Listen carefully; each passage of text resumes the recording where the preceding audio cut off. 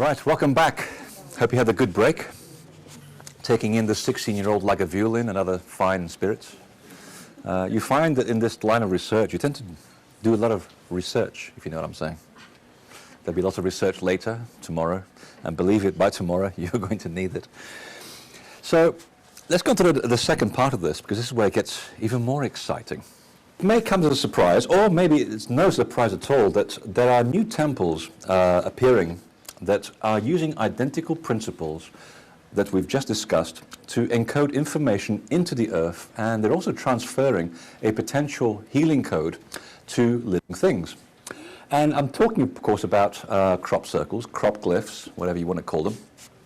The real ones, not the stuff that's made by people, because there are people going out doing stupid things.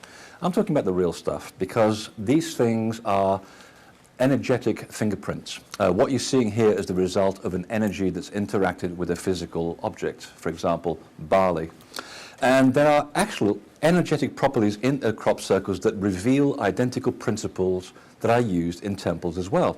And it's always made me wonder if what we're actually looking at are a new temple that's appearing across the face of the earth. Because it's been a while since we, as a culture, and I'm talking about globally here, it's been a while, several centuries, since we actually went out and built big sacred sites according to the original principles of temple making, and these have them. It's as if whoever's behind this or whatever's behind it is filling in a gap in our need to connect with the divine and with the landscape. So are they the new temples? Quite possibly. Because certainly they are built using identical encoded geometric harmonics. If you take a look at the harmonics that are encoded geometrically in the way that the stones of Stonehenge are aligned to each other, according to pentagrams, hexagrams, heptagrams, you'll find the same thing in crop circles as well. And what you see in the crop circle is not what you get. You may see in this picture a six-pointed star, but the relationship of the flattened areas of the crop relative to the design reveal a completely different harmonic hardwired into the structure of the design. And when you go to these places and actually measure them using very sensitive meters or just dowsing that both reached exactly the same result, you find that there are heightened electromagnetic signatures inside the crop circles which are different to the outside. And it's the same thing that you'll find in a stone circle, in a pyramid, and so forth. This is just one example of the work that Paul Weige, who passed away, unfortunately, a few years ago, and myself did together. I was always much more in tune with the energy of the land. I know where it is. I know which direction it's going. I can see it. Just because I've done it so long. If you told me this 10 years ago that I was going to be able to see and judge the polarity of energy, I would have told you that you were crazy. But believe me, the more you do it, just like driving your car, the more in tune you get with the spirit of the land. Anybody can do it. But for me, I still enjoy dowsing as an art, because it's just fun watching two-coat hangers move towards a gusting wind, especially in front of cameras when they start laughing at you and the wind's coming this way at 40 miles an hour, but the rod's going into the wind. Now, you can't fake that. So Paul and I used to walk down these tractor lines, which is what the farmers use to spray those wonderful pesticides on your cornflakes. And he'd have this amazing little gizmo on him that measures background frequencies. So I know what I'm getting when I'm asking for specific energy and where it is. He just gets a readout on his machine that gives you a rise or low depending on where you are relative to the landscape. And as we'd walk down the landscape, we'd find that there's this persistent background frequency of about 150 megahertz. Basically, this is the frequency of all the pollution that we have around us. There's the computers, there are cellular phones, radio towers. All of these things are contributing to this electromagnetic soup. And as soon as we reach the perimeter of a real crop circle, suddenly his meter shoots up to 230.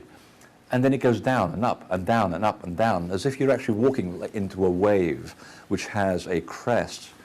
And as soon as we get to the center, and this doesn't happen in man-made ones, obviously, as soon as we get to the center of the design, the meter shoots all the way up to 500 megahertz as an extreme example. But the funny thing is, once you cross this perimeter here, this invisible line, nothing happens there. It's a complete blank spot. And I can only tell you that the way that it feels it's as if there's a very thin tissue between you and the rest of the universe in this spot. You can actually, if you just sit for a second and hear, you can hear and see levels of reality beyond the physical. And you'll get the same effect in a pyramid, at Stonehenge, probably at Gunji Wamp as well in Connecticut, because there's a sort of a spot where everything just is perfect. And it's a wonderful feeling. But it shows that these designs are breathing. They do have a resonance about them that can be measured. So they're just not mere pretty shapes in the middle of a field. And also they contain the same strategic angles which are used by temples, by water and the earth itself, that mysterious angle of 19.47 being one of them. Whether you are actually referencing the elements within the design, or the way the elements in the design reference each other, even by the way that the circles themselves appear on the landscape. These three in the south of England were actually relating to each other or talking to each other by that strategic angle of energy manipulation. So they are working with the same natural laws that we would do down here to build a sacred site. And this resonant field actually is capable of improving seed germination and the growth cycle of plants, especially when the energy interacts with the plants at an early stage. And in this particular example, which is taken from a crop circle in New York, and yes, we get them here as well, quite a lot of them actually, it shows how the germination tests taken from seeds from different parts of the crop circle, including a control sample with which to compare it to, shows that after 10 days, the energy has influenced the seeds to grow at a rate twice the control samples. And again, this is something you don't even need to do in a laboratory. You can do this at home by taking the seeds from a normal wheat field, going into a fake crop circle or a genuine crop circle, germinating them on your back of your house if you happen to have a little plot of land, and watch these things miraculously outgrow normal wheat. You should have seen the size of my rabbits as well. He used to eat these plants. They were huge. So obviously it's interacting, this energy is interacting with the plants. So you can just imagine their possible effect on people who go into these new temples. For example, I used to be 4 feet tall when I was first researching crop circles, but now look at me, a giant of a man. We should grow my hair back though, that would be nice. It's sort of the Bruce Willis sort of look. Now, funny enough, like nature, crop circles also use the same vorticular motion of energy, and that's how they are created. And this is a standard example of a spiral, and yet when you actually go and look at the center of how the plants are bent, they also follow nature's own spiral of energy, which is called the golden ratio, or the golden mean, or if you happen to be a mathematician, phi. So again, they are working and manipulating the natural laws of the earth to create these incredible designs. But the important thing about this spiral motion of energy is that, as we found earlier in the program, this movement of energy generates an electromagnetic field in water. And it just so happens that every single genuine crop circle in 29 countries around the world happens to be located above or next to deposits of water. As this infrared photograph clearly shows, you see here the massive displacement of groundwater, which has been literally sucked dry. I was one of the 2 people who walked into this circle first thing in the morning. It had been pouring with rain the night before, and if you've ever been to the south of Britain, you'll know that the soil is tenacious. You'll be walking down these tractor lines, and suddenly you realize that you actually have a different perception of the landscape, as if you're actually gained several inches in height.